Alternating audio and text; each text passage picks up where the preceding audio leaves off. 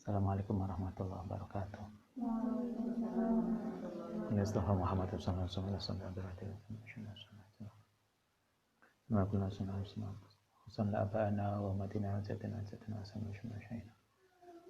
Lillahi ta'ala lahumul fatihah.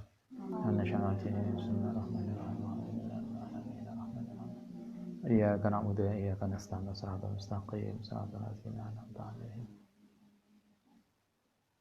Bismillahirrahmanirrahim. Masih bab as-sidqi was-shadaqati. Bab tentang jujur dan persahabatan. Sedekah bukan sedekah. Paling kayak ini pakai sedekah. Sedekah, sidaqah dari kata sodik, persahabatan. Tentang kejujuran dan persahabatan. Ya Ali, alfu sodikin utai 1000 teman, 1000 sahabat iku qalilun sedikit. Wa aduun wahidun utawi musuh satu iku kasirun banyak. Kita lihat kayak ini banyak ya statement gini. Satu musuh terlalu banyak, 1000 teman itu terlalu sedikit. Kan itu lah neng sosial media biasanya akeh-akehan koncone. Facebook ya. Saingan koncone akeh. Kalau Facebook sekarang pertemanan dan follower ya. Aneh toh? Kalau di Twitter kan follower. Jadi bukan pertemanan tapi follower. Jadi orang mengikuti. Kita diharapkan punya banyak teman. Bukan 1000 teman itu masih sedikit. Tapi teman yang real itu lebih baik daripada teman yang di dunia maya. Kita kan sering toh menguber teman dunia maya lupa koncone. Anda bisa lihat lah ini terminal, di stasiun, atau di bandara. Kok so ada nang kono. Nang kene aja lungguh nang kono jejer santri 5 jujur jejer lungguh. Lah gak paling kenal karena sibuk dengan HP-ne dhewe. Teman yang di sampingnya yang lebih real gak diopeni, sementara kita ngopeni teman kita yang jauh di sana. Padahal kalau ada apa-apa, justru yang teman dekat itulah yang ketemu kita dan membantu kita, bukan yang di sana. Tapi intinya adalah kita diharapkan punya banyak teman, bukan musuh. Ya Ali, lisodakoti, iku kedua persahabatan, alamatun utai beberapa tanda. Kata Kanjeng Nabi, seorang sahabat itu punya indikator. Nah, kalau kita belajar indikator, jadi ada indikatornya, apakah dia seorang sahabat atau bukan, atau teman di meja makan. Kata Nabi, sahabat, orang itu bisa disebut seorang sahabat kalau dia memenuhi indikator ini. 1, ayat Allah yang itu menjadikan sopo teman malahu ing hartanya sendiri duna malika, bukan hartamu. Kalau mangan bareng biasanya teman itu akan royoan bayari. Kayak biasanya apa itu? Orang lagi PDKT, mangan bareng kan royoan bayari. Aku ae Mas sing bayari Mas. Sing lanang, oh enggak, saya kan laki-laki bayari duluan. Tapi bisa wis nikah bayar ono. Enggak. Artinya sahabat itu katakan di Nabi, salah satu indikator sahabat itu justru adalah kalau dalam soal harta dia akan lebih menggunakan hartanya sendiri, bukan kemudian mengambil harta temannya. Kalau kita ngejak mangan kemudian bayar ono, berarti bukan sahabat. Kalau tak bayari, itulah sahabat. Mangan bareng, Pak, ya Allah Mbak, dompetku ketinggalan. Wis biasa. Lah itu mangan bareng gak nggawa duit. Alasan biar gak bayari, itu bukan seorang sahabat. Sahabat itu adalah orang yang kemudian akan menggunakan hartanya sendiri untuk teman, bukan mengambil harta teman untuk kita. Sama dengan kekasih. Kekasih itu adalah orang yang mengorbankan dirinya untuk yang tercinta, bukan menuntut pengorbanan dari yang tercinta kepada kita. Kalau ada seorang kok cinta kita, dia bilang, Mbak, aku mencintai kita, tapi kemudian menuntut pengorbanan dari kita, maka itu bukan pecinta, dia pemerkosa. Kan begitu toh? Karena mencinta itu mesti akan mengorbankan apa yang dia miliki demi yang tercinta. Nggak perlu adit status. Wah, ini kali adit status. Nah, satu kata Nabi, indikator seorang sahabat itu dia akan mengorbankan hartanya untuk sahabatnya, bukan mengambil harta sahabat untuk dirinya. Itu satu. Wa nafsahu, dan mengorbankan dirinya, duna nafsika, bukan dirimu. Seorang sahabat itu akan mengorbankan dirinya, bukan meminta orang lain untuk berkorban untuk dirinya. Wa irduhu, lan bahkan harga dirinya, duna irdika, bukan harga dirimu. Indikator sahabat itu bahkan harga dirinya sendiri rela jatuh untuk sebuah persahabatan, bukan kemudian lain apa-apa nyalahkan koncone. Orang yang kemudian suka menyalahkan orang lain, bahkan menyalahkan temannya, itu berarti dia bukan sahabat. Sahabat tidak akan menyalahkan temannya. Dalam banyak kasus justru malah dia akan pedemik kita Anda lihat sinetron, orang yang saling jatuh cinta kan, kalau ada sesuatu kan mereka rebutan salah. Oh gak mas, bukan salahmu, salahku iki. Kan gitu toh, kayak lagi PDKT. Lah wis nikah, ancene sampean. Sing disalahno istrinya. Istri nyalakan suaminya. Berarti kalau sudah berubah begitu, perlu kita pertanyakan ulang cintanya. Sama kok bolak-balik nyalakan aku, cik cintaku ora toh? Tanya lah. Nanti kalau Anda menikah, biyen pas pacaran tuh koyo lainnya apa-apa, sampean gak salah kok di aku, mas yang salah. Ikut sih nganten anyar. Lah enek melaku bareng, dilalah enek orang buang kulit gedang. Kemudian istri kita kepleset, sing dimarahi wong iku sing buang kulit. Tapi begitu sudah lama menikah, sing dimarahi istri kita, anjir matane iku. Enek toh? Sinetron. Nah, kalau kemudian berubah, kenapa kemudian berubah? Kok enggak kayak biyen? Nah, itu yang perlu ditanyakan. Biyen cik nganten anyar kok gini? Saiki kok begitu? Mungkin ada perbedaan, ada perubahan, atau ada pergeseran lah. Tapi yang jelas Kanjeng Nabi ngajari kita, seorang sahabat, sodaqah, dari kata sodik, teman dekat, persahabatan, atau kekasih, itu indikatornya 3. Seorang yang mencinta, kalau kita anggap ini mencinta, teman dekat itu kan dari kata ulfun, dari kata alif, ulfah. Itu kan orang yang punya hati lembut, itu ulfah. Lai ulpe, itu gitu aneh. Kalau Anda baca di kamus itu kan, sodik itu sama dengan ulfun, orang yang punya hati lembut. Teman dekat, kekasih.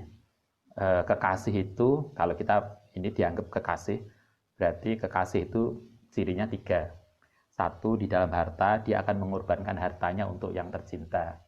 Di dalam harga diri dia akan mengorbankan harga dirinya untuk yang tercinta. Bahkan dia akan mengorbankan dirinya, nyawanya untuk yang tercinta. Kalau lain dibalik, berarti bukan. Kok mangan, kong bayari. Ini kong kosan, kong bayari. SPP, kong bayari. Itu sama niku maksa saya atau mencintai saya. Kalau yang menyayangi, mencintai, tidak akan itu. Nah, dulu kan nenek toh, dulu tahun berapa ya, 80-an atau 90-an, ada viral film, judulnya Buktikan Cintamu. Buktikan Cintamu itu kemudian ada indikator kalau engkau mencintai saya, maka engkau harus mau untuk saya ajak tidur bareng. Itulah bukti cintamu padaku. Itu bukan bukti cinta, itu berarti pemerkosaan. Karena orang yang mencinta tidak akan menjerumuskan yang tercinta. Layaknya laki-laki ngaku mencintai kita perempuan, tapi justru menjerumuskan kita pada sesuatu yang nggak benar, maka dia bukan cinta. Karena cinta tidak akan menjerumuskan yang tercinta. Sama dengan Anda, kalau Anda punya adik, punya adik kita yang kecil, ketika kita menyayangi adik kita, maka kita tidak mungkin menjerumuskan dia. Kita akan menjaga dia. Begitu juga seseorang yang mencintai, dia akan menjaga yang tercinta. Sehingga tidak mungkin kemudian atas nama cinta, kemudian melakukan hubungan yang tidak benar. Maka itu bukan cinta. Yang pasti itu nafsu. Kadang kita kemudian ada judul tadi, kalau kau cinta yo ini. Kalau dulu ada teman di Jogja itu pacaran, setiap yang pacarnya datang ke kosnya yang laki-laki, jadi yang laki-laki itu tidak pernah nyuci sendiri, pokoknya pacarnya datang tukang nyuci. Terus bolak-balik yang disuruh nyucikan itu kan bagian dalam, yo sidi, yo apa. Kalau yang perempuan nggak mau, gampang aja yang laki, loh, ya kamu cinta apa enggak? Cinta itu tukang nyuci. Ini cinta atau membuat yang tercinta sebagai pembantu? Karena itu kan dikatakan istrimu bukan pembantumu. Kan ada atas nama cinta, kemudian istrinya jadi pembantu karena kerjaannya habis di rumah. Hanya nggak sempat pedikur itu. Ya, ngerawat kuku, ngerawat alis, ngerawat hidung. Kalau itu maka berarti bukan cinta. Itu indikator, 3 indikator yang diberikan oleh Kanjeng Nabi terhadap persahabatan atau hubungan kasih sayang. Faslun fitaubati dalam taubat. Kala ngendika sapa Kanjeng Nabi, ya Ali, la taubata, tidak ana taubat litaibi kedue orang yang taubat hatta yahsila, sehingga mencuci, membasuh sapa taib batnahu ing perutnya minal haram saking haram bitibil kasbihi kelan hasil kerja halaleman. Maksudnya begini, orang yang mengaku tobat itu tidak dianggap tobatnya benar selama dia belum meninggalkan perkara haram. Kalau kita ngaku tobat tapi makannya masih haram, maka berarti klaim tobatnya enggak benar. Akeh toh wong tobat tapi pekerjaannya masih haram. Tobat makanannya masih haram. Tobat tapi perilakunya masih dosa. Tobat itu salah satu indikatornya, kata Kanjeng Nabi, adalah meninggalkan segala sesuatu yang haram. Nek wong tobat tapi cik pacaran. Pacaran itu dosa. Anggaplah dosa. Maka berarti kalau kita tobat yo nggak pacaran. Karena pacaran kita itu kan beda karo zaman mbah kita toh. Nah, mbah kita itu pacaran itu kan nggak pernah ketemu. Paling ngintip waduh nih seneng. Ya, saya masih ingat dulu punya paman naksir banget karo salah satu santri di rumah. Dulu ibu itu kan di rumah, di pondok di rumah itu ada buat zaman saya masih kecil, saya belum SD. Apa kalau dulu samroh, musik rebana. Kalau semuanya itu modern banget. Santri-santri itu kan ditanggap apa namanya, main manggung di beberapa desa. Biduan bagian vokalnya itu kan cantik banget. Adiknya ibu itu naksir banget. Itu cukup ndelok lah pas tampil, ndelok kuadoan seneng banget. Itu pacaran zaman dulu. Sekarang kan enggak cukup saya hello, mesti lebih dekat. Enggak cukup dekat, lebih dekat lagi toh. Paling enggak pernah pegangan tangan kayak pacaran. Sehingga kan kemudian setelah nanti gak jadi, ternyata udah pacaran lama, ternyata gak jadi nikah dengan tonggonis dewi-dewi. Maka berarti kan pacar kita itu kan menjadi mustakmal. Ya, pernah dipegang-pegang toh? Coba Anda bisa bayangkan lah suami Anda mustakmal, istri kita yang mustakmal coba. Ternyata istri kita pernah dipegang-pegang orang atau suami kita pernah dipegang-pegang orang. Karena itu kan betapa ngoyone kok ngenese kita itu. Untuk suami pisan aja wis bekas orang.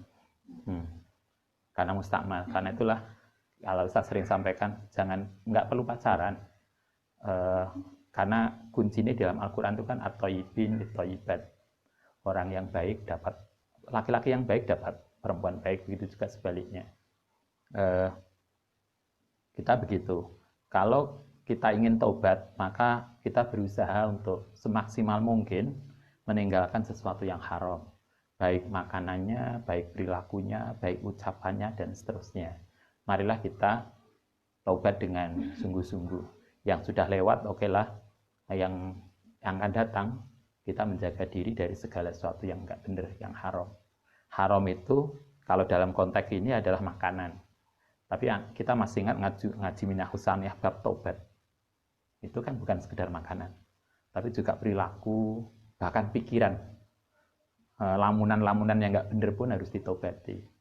Tapi semua sama intinya adalah marilah kita bertaubat kepada Allah dengan cara meninggalkan segala sesuatu yang haram dan tidak baik. Ya Ali, idza lam yakun, nalikane ora ana sapa alimu, orang alim yang bawa ini kitab ini, kayaknya ada salah cetak ya. Kalau di kitabnya Ustadz tuh idza lam yakun al-amu. Mungkin mestinya al-alimu. Kayaknya begitu, salah, kurang lam. Idza lam yakun nalikane ora ana sapa alimu, orang alim iku takian, orang yang bertakwa. Dzalat mongko hilang apa mau idzatuhu ma idzoe alim ala qulubin nasi ing atase hatine manusa. Kata Kanjeng Nabi begini, kalau nanti Anda menjadi bunyai, kalau Anda menjadi biasanya tukang ceramah, dai, tukang ceramah, ya biasa ceramah maksudnya. Kalau Anda nanti jadi dai, kan nggak ngerti nasibnya orang toh. Dulu yang siapa? Kakak kelas Anda yang di sini, yang kemudian dia boyong nikah, akhirnya dinikah dengan Gus yang punya pesantren. Akhirnya sekarang dia jadi bunyai besar, karena santri ini besar, banyak. Santri ini kan harus ngaji. Padahal yang kena ngaji ini pojokan, kalau ngantuk-ngantuk. Ternyata dia sekarang harus ngaji, coba. Nah, kalau Anda nanti jadi bunyai, jadi dai, Kanjeng Nabi mengingatkan kita begini, kalau orang itu jadi dai, maka dia harus menjaga perilakunya. Dia harus takwa, harus takyun. Kenapa? Karena kalau orang alim, orang bunyai, kemudian dai itu tidak menjaga perilakunya, tidak mutakin, maka mauidhahnya itu hanya lewat di telinga. Tidak akan masuk di dalam hati pendengarnya. Anda bisa lihat yai sepuh kita. Yai sepuh itu kan lain ngendikan kan halus, kalem, sederhana banget. Tapi Anda bisa lihat santrinya, kita yang diomong itu langsung rasanya masuk di hati. Tapi lah kita aneh toh, ceramah itu pokoknya semangat. Tapi bar mulai ya kita udah selesai. Ada yang ceramah itu hanya lewat di telinga, hanya bisa di telinga, tetapi nggak masuk di dalam hati. Agar kita, mauidhah kita, ucapan kita, itu bisa masuk ke dalam hati, maka kita harus menjaga perilaku kita. Tidak hanya jadi bunyai, tapi juga kalau Anda jadi ibu. Enak toh, ibu itu ngomongnya, wakeh, anak itu pancet, dendeng. Tambah diomongi, tambah bulet. Enak toh ibu yang nggak banyak ngomong. Ngomongnya dikit, tapi anak itu wedi banget. Itu Itu karena apa? Karena ibunya kuat, hatinya kepada Allah Subhanahu wa taala. Karena yang mengatur hati itu kan Allah, bukan ucapan kita. Yai sepuh itu kan ngendikannya nggak banyak, tapi dulu kita punya yai yang luar biasa. Beliau dehem gitu aja, kita udah takut kabur gitu. Kita ngomongin, Mbak, ayo jamaah. Suweran tandangnya. Nah, iya dulu kalau kita pas di pondok dulu di Sanawiyah, kalau subuh kan beliau pakai apa ya namanya? Bukan bakia, ya kayak bakia, tapi kan mentol di kayak tengah jari gini. Klotok kok dari dalam itu ke masjid. Kita dengar itunya loh, kita dengar. Begitu udah lewat kita langsung kabur nang jeding. Nggak usah, beliau nggak usah ngajak, hanya denger. Tapi kita sekarang nggak ada yang denger masalahnya. Itu loh, artinya kan betapa kita yang membedakan itu kan karena beliau yang luar biasa. Nah, karena itu kalau Anda nanti jadi ibu, agar suara ibu itu didengar oleh anak-anak kita, maka kita harus menjaga pribadi kita. Kalau kita tidak punya pribadi yang baik, ya jangan berharap anak-anak kita mau mendengar kita. Wong kita aja nggak jelas. Bagaimana mau ngomong yang jelas? Kalau sama dengan kalau peribahasa Jawa, peribahasa Indonesia kan mengatakan, kalau dirimu sendiri nggak lurus, bagaimana kita bisa meluruskan orang lain? Garisan itu kemudian bisa meluruskan yang lain karena garisan itu lurus. Agar kita bisa meluruskan orang lain, ya kita harus lurus dulu. Kalau Anda menjadi ibu nanti, agar bisa anak-anak kita menjadi baik, generasi kita, murid-murid kita baik, maka takih dulu menjadi takwa, menjaga perilaku. Kata Nabi, kalau ada orang alim kok nggak iso njogo perilakunya, nggak menjadi takwa, maka mau idhohnya itu akan hilang. Jadi nggak masuk dalam hati, hanya asik di telinga. Kamaya dilu, kaya oleh hilang, opa al-qatru, tetesan air, ala bidin naami, yang ngatasi telure binatang.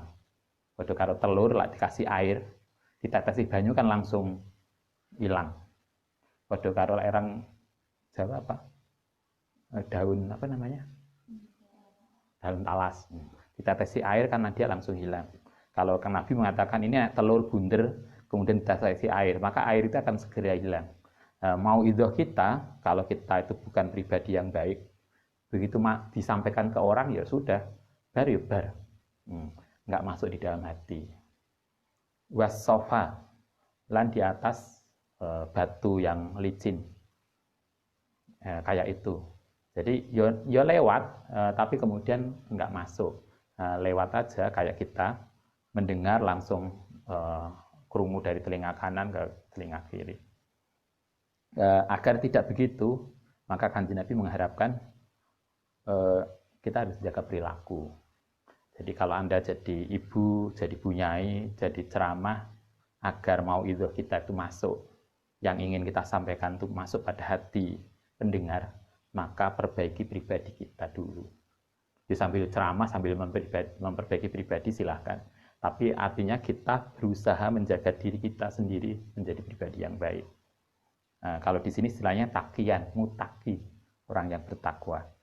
Ya Ali, idza madho nalikane wis lewat alal mukmini ing atase orang mukmin apa arbauna sobahan 40 hari 40 pagi walam yujalis dan belum duduk bareng al ulama ing ulama kosa mongko akan jadi keras apa qalbuhu atine man.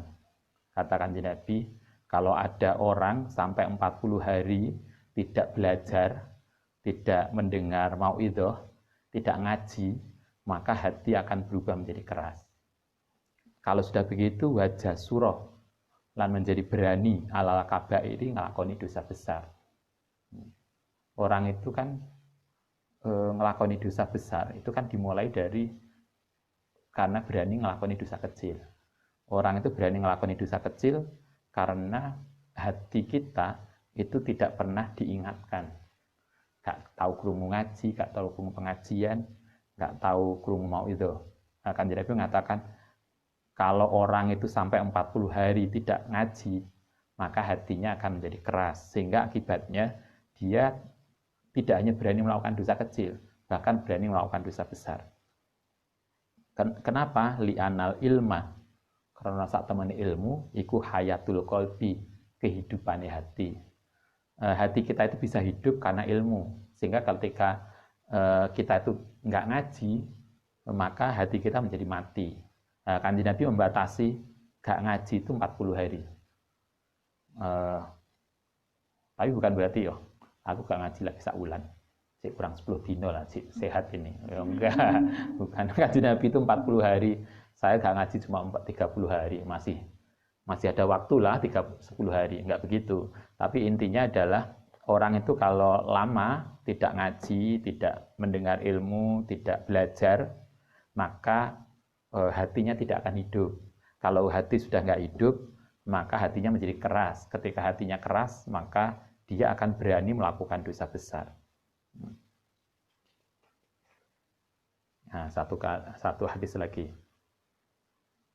Ya Ali, innallaha sedune Allah Ta'ala iku layastahyi, tidak akan merasa malu sapa Allah min adzabin ghaniyin, saking menyiksa orang kaya sarikin yang mencuri. Kata Kanjeng Nabi, Allah itu gemes banget. Lain delok enek wong sugih kayak nyolong. Mestinya kalau udah kaya itu kan dia memberi. Enek kaya kok mencuri, itu Allah gemes banget. Karena itulah kemudian Nabi mengatakan Allah tidak akan merasa malu lagi, nggak akan sungkan lagi untuk menghukum orang kaya yang mencuri. Anda bisa lihat hadis beberapa waktu yang lalu, yang siapa yang membaca doa tertentu, maka Allah akan merasa malu kalau menyiksa dia. Halaman 19 Anda bisa lihat, man dzakarallah, siapa yang zikir pada Allah sebelum subuh, sebelum matahari terbit, dan sebelum matahari terbenam, maka Allah akan merasa malu kalau sampai orang itu, atau Allah merasa malu untuk menyiksa orang itu. Artinya Allah akan merasa malu kalau memasukkan dia ke neraka. Nah, sekarang, siapa orang kaya yang masih mencuri, maka Allah tidak akan malu lagi untuk menyiksa dia. Berarti mesti akan disiksa. Nek wis njabat, cik korupsi. Itu kan gemes banget toh. Malaikat kuwi gak yo gemes. Iki wis dikasih jabatan tinggi, gaji tinggi, cik korupsi. Ini sudah mapan, masih berbuat dosa. Itu kan keterlaluan. Allah nggak akan malu lagi untuk menyiksa orang yang kaya sarik. Orang kaya tapi mencuri. Mestinya kaya itu tidak mencuri, tapi dermawan. Itu satu yang Allah gemes banget. Orang kaya mencuri. Yang kedua, wa alimin. Orang alim fasikin yang berbuat maksiat. Orang alim itu mestinya semakin tambah ilmunya, dia semakin baik perilakunya. Sehingga semakin dekat pada Allah. Tapi orang tambah ilmunya, tambah perilakunya jelek, maka Allah gemes banget.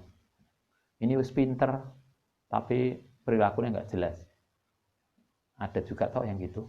Karena dia wis pinter, kemudian sembrono. Karena dia sudah hafal jalan di daerah itu, kemudian dia ngebut. Itu kan berarti dia sudah hafal tapi sembrono.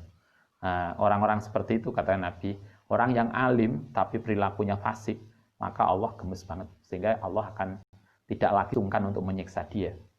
Karena itulah marilah kita mendidik diri kita sendiri. Semakin hari kita semakin tambah ilmunya toh. Kita semakin hari semakin ngaji, semakin hari semakin belajar. Artinya semakin tinggi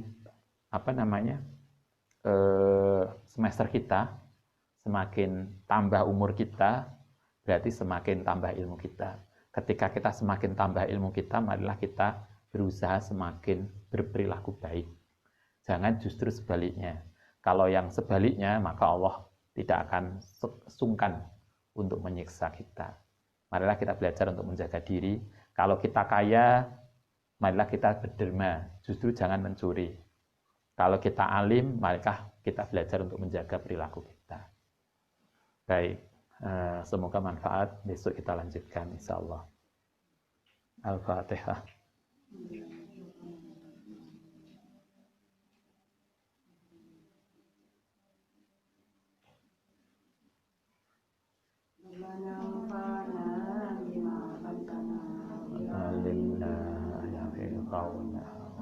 وبفقهنا وفقهنا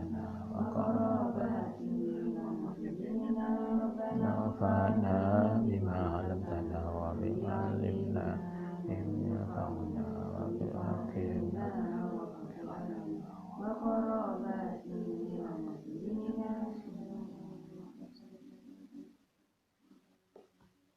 Assalamualaikum warahmatullahi wabarakatuh.